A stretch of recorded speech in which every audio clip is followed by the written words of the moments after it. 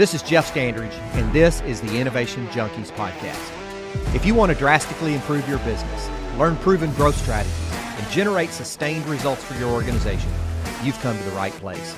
Over the next half hour, we're going to be sharing specific strategies, tactics, and tips that you can use to grow your business, no matter the size, no matter the industry, and no matter the geography.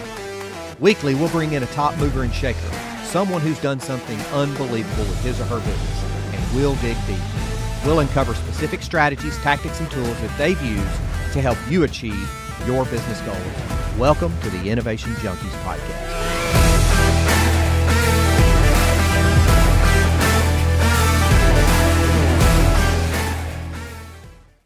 Hey guys, if you're looking to put your business on the fast track to achieving sustained strategic growth, this episode is sponsored by the team at Innovation Junkie. To learn more about our Growth DX, go to innovationjunkie.com/growthdx. Now let's get on with the show. Hey guys, Jeff Standridge here, and welcome to another bonus episode of the Innovation Junkies podcast. How we doing, Jeff? Man, I'm great to be back. Ready to talk about some leadership. How about you? I'm ready to talk about some as well. Let's start today by talking about leadership failures. What are some, or maybe some leadership lessons rather, that you learned the hard way, maybe by failure or by struggling through to get to a success? Well, I'll start with one. Maybe we'll just trade these back and forth. But one would be a famous Ronald Reagan statement, which is trust but verify. And the leadership lesson there for me was I'm very trusting. I always assume positive intent.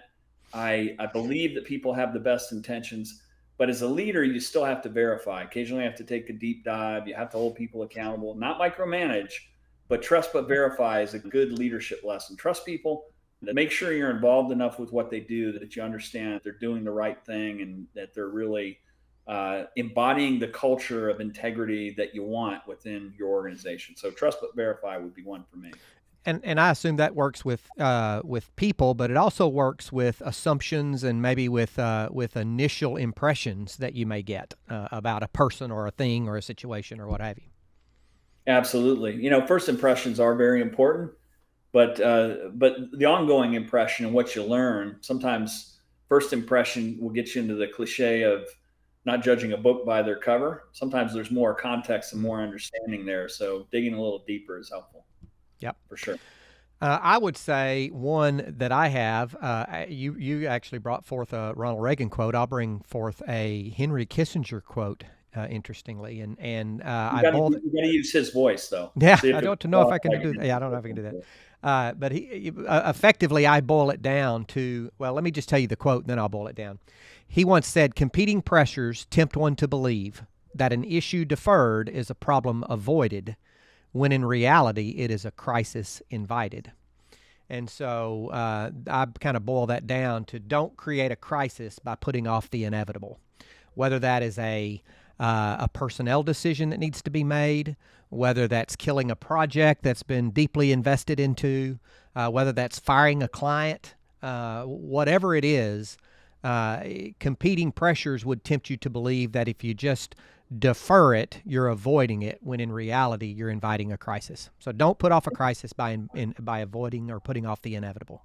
Yeah, it's kind of like leaving cheese in the sun. It doesn't get better with age. It does not get better with age. That's exactly right.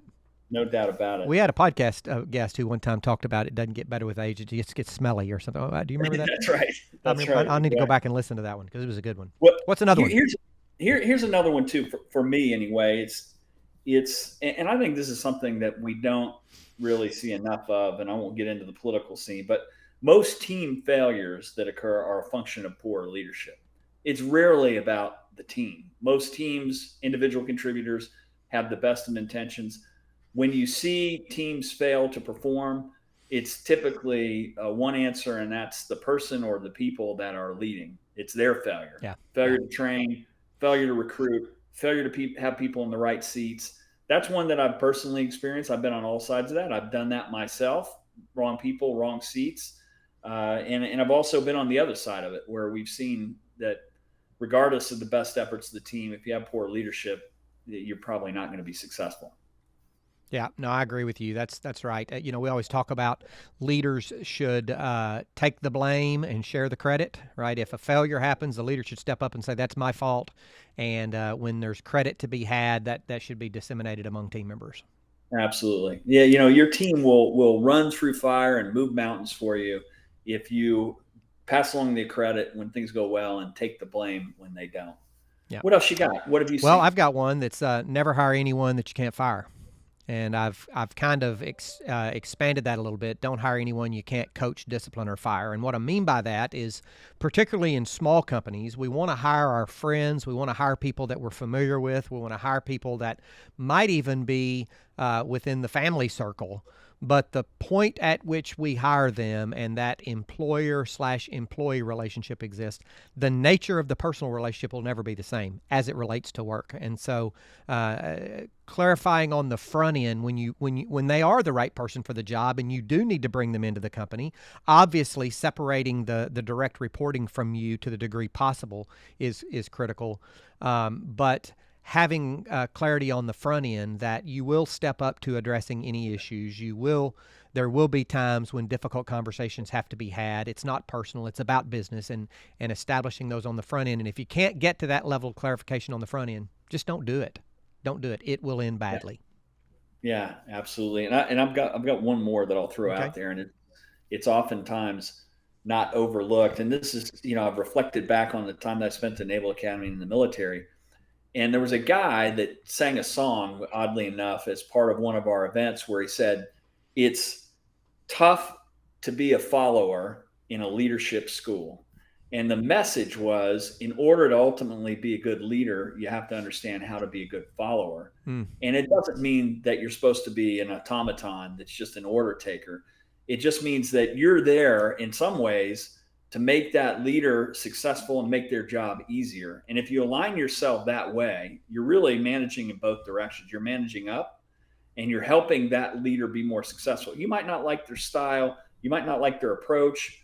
You can help them be better by being a good follower and figuring out how to use your strengths to maybe fill in for some of their weaknesses. So I wasn't always good at that. I'll tell you, a lot of times being hard-headed and a little self-absorbed and ambitious, I wasn't always a great follower. If I saw somebody that had some deficiencies as a leader, I viewed that as weakness, and I'd figure out how to go around them or not really be helpful, circumvent them in some ways. And that's a mistake I've personally made in my own career. Great insight, and certainly one I've made as well. And all you do there is you drive a wedge between you and that person, and you begin to get a reputation for ends around, so to speak. Well, you gave a third one there. I'm going to throw one more out as well. And this is one that I've certainly learned the hard way. Establish priorities based on the results that you must deliver, and be willing to say no to anything else that gets in the way. So often as leaders, we try to do everything, and we try to just it's a job in addition, or an exercise in addition versus an exercise in subtraction or division. And I would say that good leaders are more focused on stopping doing things that aren't producing the results they need in favor of putting their energies toward the things that will in fact produce those results. And so establish priorities. Establish priorities and be willing to say no to everything else. Yeah, it makes a lot of sense, and particularly when you're somebody that's used to succeeding, it's so easy to say yes. It's difficult to say no. At times, if it doesn't fit, you have to be able to say no, for sure. That's right. Good stuff. Thanks for joining me today, Jeff. Always glad to be here. All right. Thanks so much. This has been another bonus episode of the Innovation Junkies podcast. See you next time.